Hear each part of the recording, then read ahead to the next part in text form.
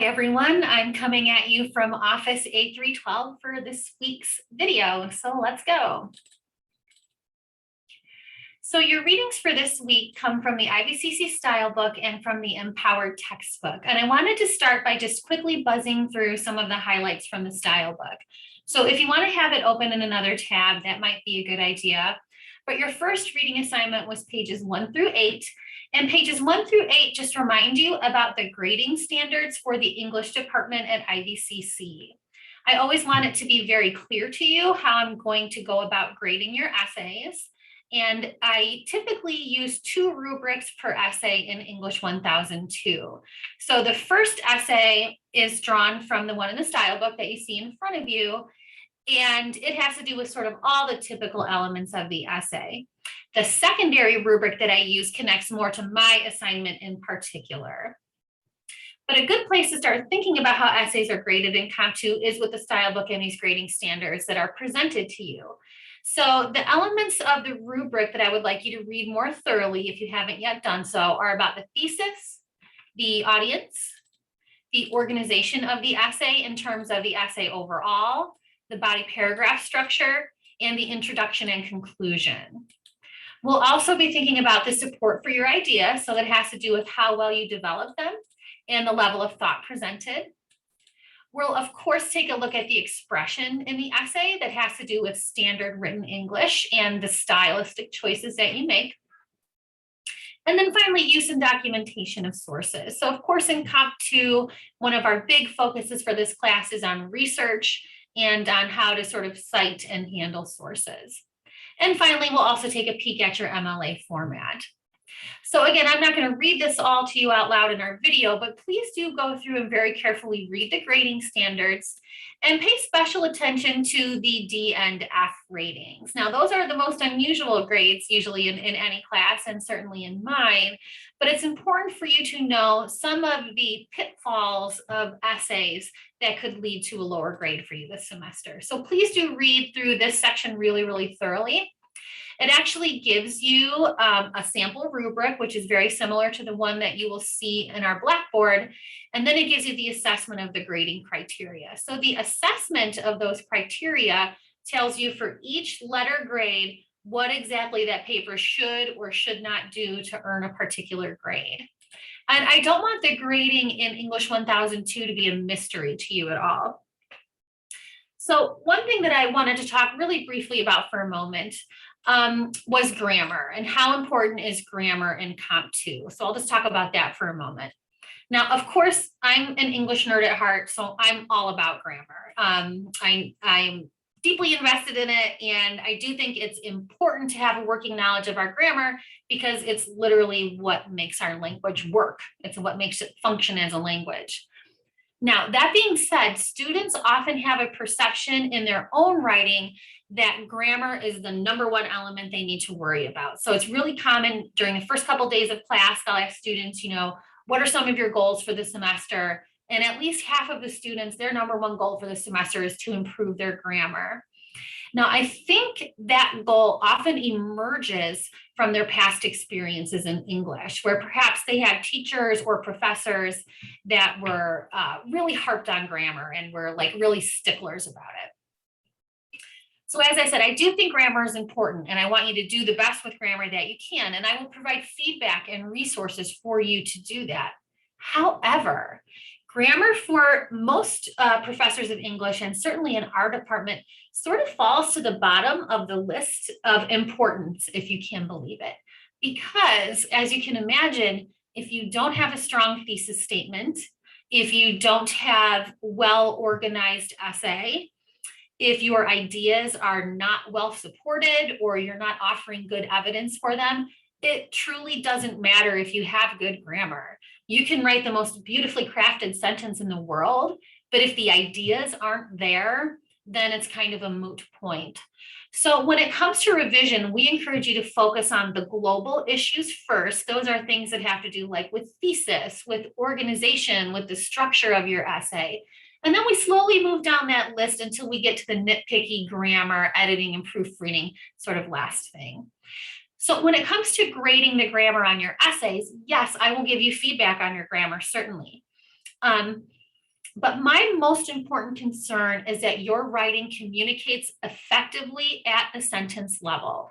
If your writing is communicating effectively at the sentence level, your sort of grammar section of your grade is going to be satisfactory.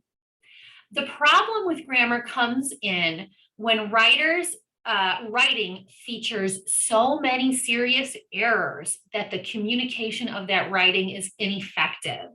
So as you can imagine, that often happens with writers who create a lot of sentence fragments, who create a lot of run-on sentences and comma splices, things like that. Writers who are unsure about word order and present their sentences in sort of a confusing, word order, the syntax or diction of the sentence. When those problems start occurring, that's when the essay grade is going to really start to slide downhill. So most people just sort of have minor errors that might be scattered throughout their essays, maybe a couple major errors here and there. You might have 2 sentence fragments or something like that in a 5-paragraph essay. I don't consider that to be a big deal. And that's not something that's going to knock your grade down, a huge chunk. What you want to be careful of are those repetitive, serious sentence boundary errors like fragments, run-ons, and comma splices, because they actually interfere with your reader's ability to understand your words, okay? I hope that makes sense. So if you're looking for feedback or ways to improve your grammar, here's my advice to you. The first one might be good news, and it might not be good news for others of you, is that really the best way to internalize the rules of grammar is to do a lot of reading. We often say that good writers are good readers, and good readers tend to be good writers. So the more that you can read, really great work, the more you're going to start to internalize those rules of grammar. And there are many times when students will come and say, can you look this over for me and tell me if it's right? And I'll say, that's not correct. And maybe I can't even articulate exactly what it is about the grammar that's not working, but I know it isn't right because I just internalized those rules so much. You might have had that experience yourself. This doesn't sound right. I'm not quite sure what's wrong with it, but something's going on. Okay. So focus on that effective communication of your sentences and you should be good to go. So besides doing a lot of reading, another helpful element that we have here at IVCC is the Writing Center. So if you haven't visited it, you can find information about it at www.ivcc.edu/writing center. They're located in the Academic Support Center, which is like the library, which has now combined with all the other sort of helpful services for students. And they can help you with any aspect of the writing process. They can help you get started. They can help you cite sources. They can help you organize and develop paragraphs. Really any aspect of writing that you could think of, but they can certainly help you very thoroughly with your grammar.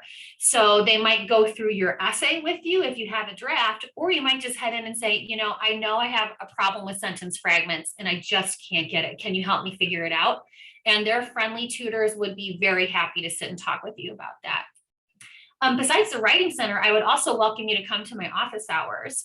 So if you wanted to come to office hours and talk about your grammar issues or something that you've always found confusing, maybe you want to bring in a graded essay that I've done and say, what were the grammar errors, and have me talk them through them with you, I would be really happy and pleased to do that. So I know students are often very concerned about grammar, and it's a legitimate concern, but I just wanted to take a minute or two to share my perspective on it and hopefully acquaint you with how grammar will be affecting your grades this semester. So if you wanted to pause the video to take a break, this would be a good place to do that. And otherwise, we're going to jump over to your EmpoWord textbook, chapter 2, and start talking about some of the elements from those readings. So let's jump over there. So here I am in the EmpoWord textbook. Again, if I want to quickly find a page number or a chapter in the EmpoWord textbook, I might just enter it up here and that will jump me right to it. But don't forget, you can always come down here to these tools on the bottom, click the one on the far left, open up that table of contents and navigate exactly to where you would like to go. So this section of the video should be fairly brief because I just have a couple highlights I wanted to touch on. The first is the vocabulary that you see here starting at the bottom of page 83, and it proceeds over to page 84. I would like to encourage you to use some of these words, some of these vocabulary words to develop the ideas about the primary text that you're studying. So for example, let's say you're writing about a novel and you're discussing one of the characters in that novel. Instead of saying that person is boring, right, or that they don't change very much, we might use this term static character. What I'm asking you to do is to start using some of the parlance of literature, because that's what we're studying this semester. So I'm sort of urging you to turn that wording towards that literary bent. So do go ahead and read very carefully all of these vocabulary words and consider which phrases or elements apply to the primary text that you have chosen for essay 2. Okay. Now, the next piece of the chapter talks about the scope, the sequencing, and the pacing of your narrative. So there's 2 ways you might consider tackling this in your encounter with the author essay. Number 1, you might talk about their scope, sequence, and pacing. So you might be talking about a primary text and consider the boundaries of that plot, sort of where does it begin and end. You might consider the sequence and the pacing of the plot. Is it fast? Is it slow? Are all chapters of equal length? You know, how did the writer sort of set up their work? Those are some things that you could analyze as well. There's also another meta level where you could consider the scope, sequence, and pacing of your own writing. So your encounter with the author essay is really your story about a story. So you'll be describing the story itself. But if we step back, you're also writing a story about that story. So when you're creating your essay, you might consider the scope of it. Am I talking about every single Stephen King book that he's ever written? That's not an appropriate scope, right? Am I narrowing in on one novel or short story that he wrote? Now we're talking about an appropriate scope. When you talk about the sequence and the pacing, did you spend too much time talking in general about how you loved Stephen King and you forgot that you need to have that specific encounter with the author? If that section's only 1 paragraph and everything that comes before it is 7 paragraphs, maybe the pacing of your story could be adjusted. The next section I wanted to show you is on page 90. So let me jump over there. And it talks about the point of view. Now, this is something that's going to be really important this semester. And I will often encourage you to just be consistent in whichever point of view you choose. Now, many professors and people in academia would tell you that you should never use the first person in academic writing. In other words, you should never use I, me, my perspective. You should be speaking from sort of a neutral third person perspective at all times. There's been a lot of challenges to that viewpoint lately, and there's actually like a huge debate in the world of English nerds, about whether we should be using first person in our writing. What I'll encourage you to do when you make this choice is to be consistent, right? If you're writing in first person, and not just for my essay, I would apply this to like all writing scenarios, but if you choose that first person, I, me, my focus and perspective, you should maintain that throughout the piece that you're working on. When we jump between, say, first and second, when suddenly I'm talking about me and then suddenly I'm talking about you, that can be very jarring for the reader. And when you jump between first and third person perspective, sort of a personal perspective versus a neutral third party perspective, that can be very confusing as a reader. So if you're not quite sure about what first person means, what second person means, what third person means, go ahead and read through this section really thoroughly and send me any questions that you have.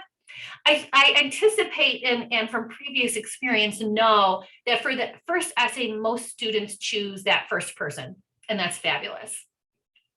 One little element I would sort of recommend or warn you against is relying on the phrase, I think, I feel, and I believe too much. Writers have a tendency to fall back on that in this type of an essay. And it does 2 things. Number 1, it gets very repetitive. And number 2, in my opinion, it really weakens that writing. It makes it sound like you're equivocating and like you're not sure in your own argument or your own beliefs. You know, so instead of saying, I think this book had a powerful impact on me, be really bold and say, this book had a powerful impact on me. Great. So the last thing I thought might be interesting to consider as you write your encounter with the author essay is the medium that the author published it in. So some of you might be looking at poetry. Some of you might be looking at novels. Some of you might be looking at screenplays or songs. Others of you might be looking at something completely different. And the medium that that writer or that creator chose to use can have a huge impact on the audience. So when you're studying these works this semester and when you're discussing the encounter with the author for your first essay, that might be one way to approach it. If there was a really interesting medium that your writer chose to use, let's hear about it and let's hear about how it impacted you. And I just had a couple of quick examples to show you what I mean by that.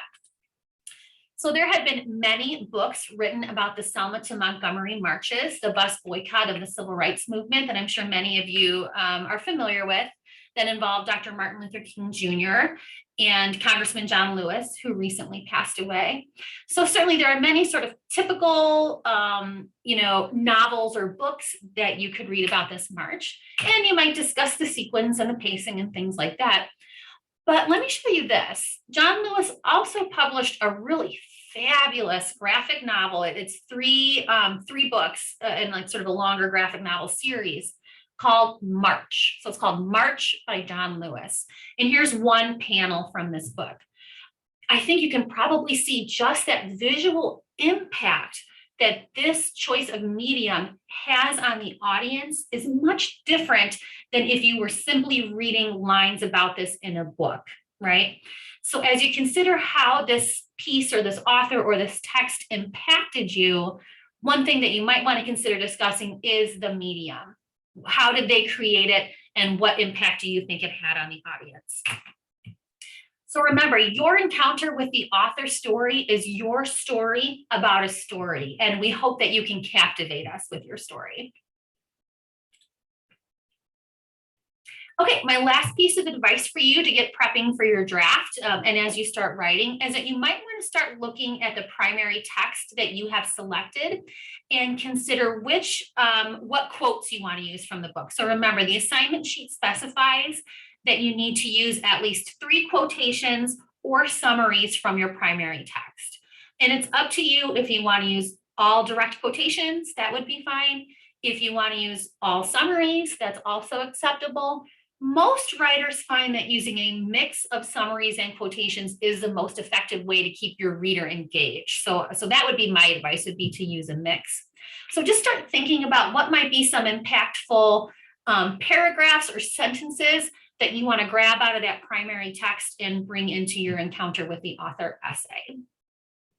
So if you have any other questions, please let me know. That section of the Stylebook also contains information about formatting your essay in MLA format. So if you needed a quick review of how to set up your paper in MLA format, you could find that in the Stylebook. So as usual, thank you for listening and contact me with any questions. Have a great day.